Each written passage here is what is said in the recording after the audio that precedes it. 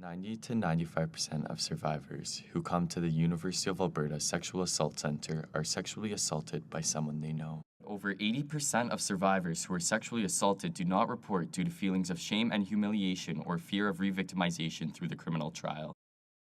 21% of students at the University of Alberta reported at least one unwanted sexual experience at some point in their life up until now. Only 1% of acquaintance assaults are reported to the police. Alcohol is the most common rape drug used in drug-facilitated sexual assaults. About 1 in 10 sexual assaults are reported to the police. Across Canada, 82% of sexual assaults are perpetrated by someone. The abuse is committed by a family member or someone well known to the child. 1 in 2 girls and 1 in 3 boys will be sexually abused by the time they reach the age of 6. And 1 in 6 males will experience sexual assault at some point in their life. All perpetrators in male sexual assaults are straight men. Overwhelmed?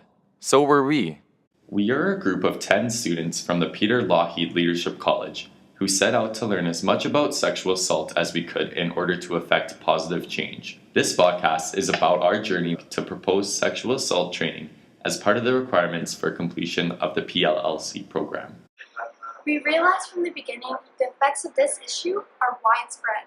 Sexual assault affects all students, as well as their friends and family. We started off the project by researching the problem and finding more statistics on sexual assault.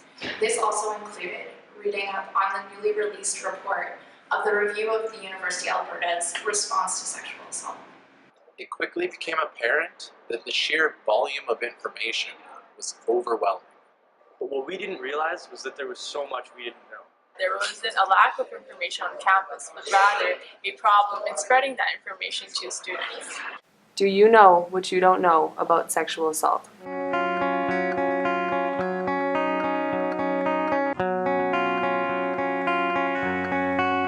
About how to actually help someone.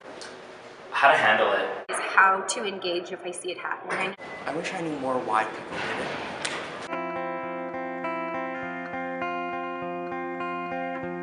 That seems like sexual assault itself is such a big thing in someone's life, and if anyone would come up to me and talk to me about that, I don't even know how I would react. I think so. I think I do. I've had to speak with my friends about issues like this in the past. I'm not sure if anyone would really be able to feel totally ready for dealing with a situation like that. I guess I would probably end up just referring someone to the counseling services that the U of A has to offer. If we can't get the student body to really care about one another and develop a sense of community, this can be a huge barrier. Just like our forum, students need the right kind of information about sexual assault, and we feel that the Peter Lougheed Leadership College could be the ones to do this. That way we can ensure that the right education gets out about sexual assault on campus. Sexual assault education would build a campus community in which educated students can also help their peers learn about sexual assault. Actually, our initial podcast was meant to educate students about the common misconceptions of sexual assault. We were trying to address the lack of education at the U of A concerning sexual assault, but we aren't the experts, and we were going about it the wrong way. Where we went wrong with our first podcast was we were trying to add to the bulk of information. But the internet doesn't need more educational videos. What students really need is internalized knowledge. So how can we make this happen? The U of A would benefit from some formalized education about sexual assault. We would love to have sexual assault training as part of completion of a degree at the University of Alberta, but it would be hard to get buy-in from such a large group across all disciplines.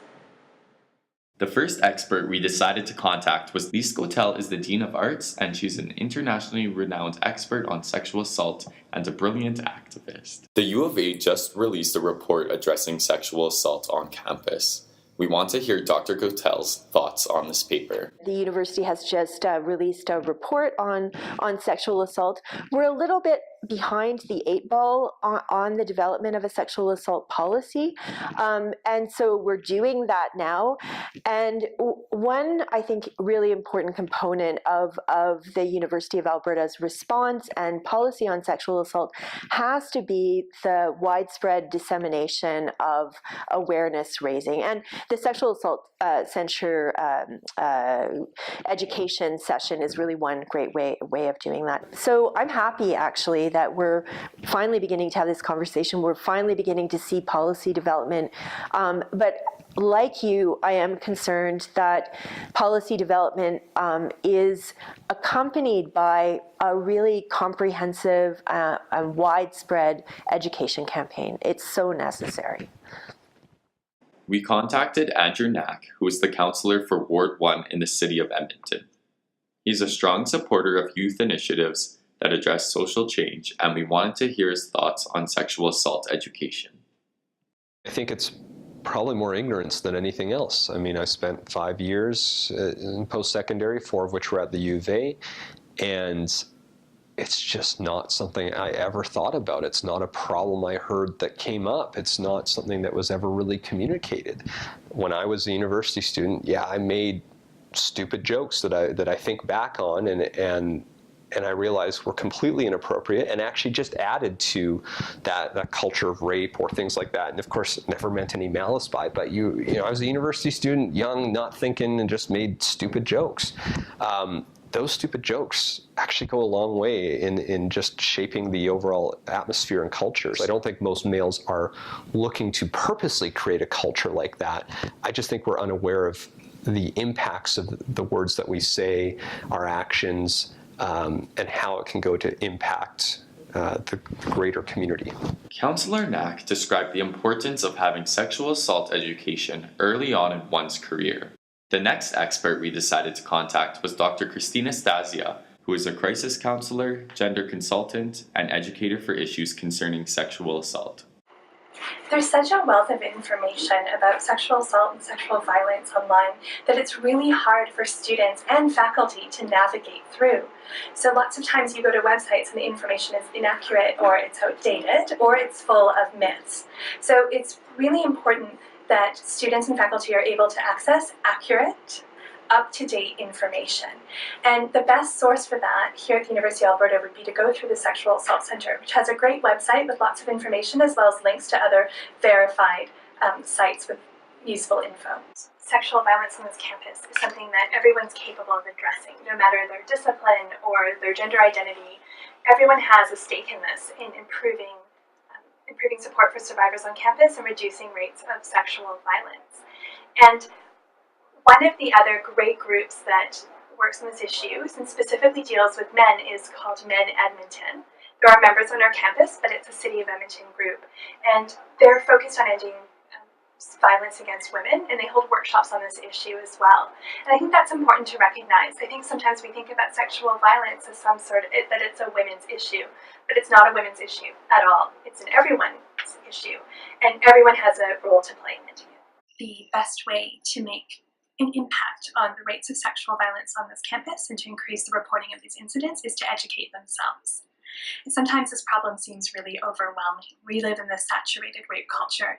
We've got Jian Ghomeshi, we've got Bill Cosby, and those are just too high for Kesha right now.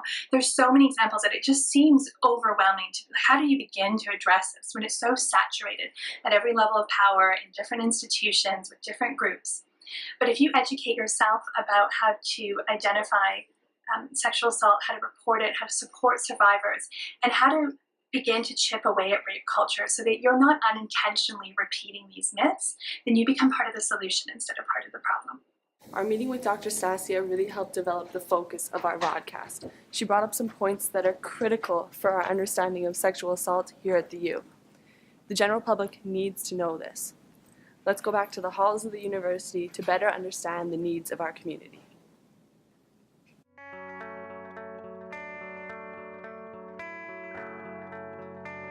Mostly that you're not alone. Not only does it happen to women, but it happens to men as well. And I think that's less talked about. It's verbal, it's physical, it's emotional. Anyone can be a perpetrator, anyone can be a victim.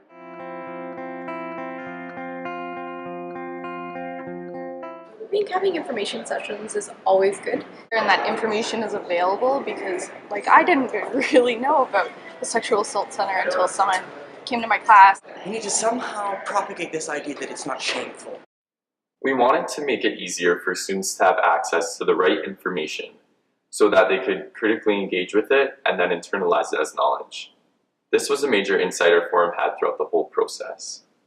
Looking back at our forum's journey, we got the group together, got new information from an expert, And then we looked back and realized that the information and the research we initially did, we didn't even know what we didn't know.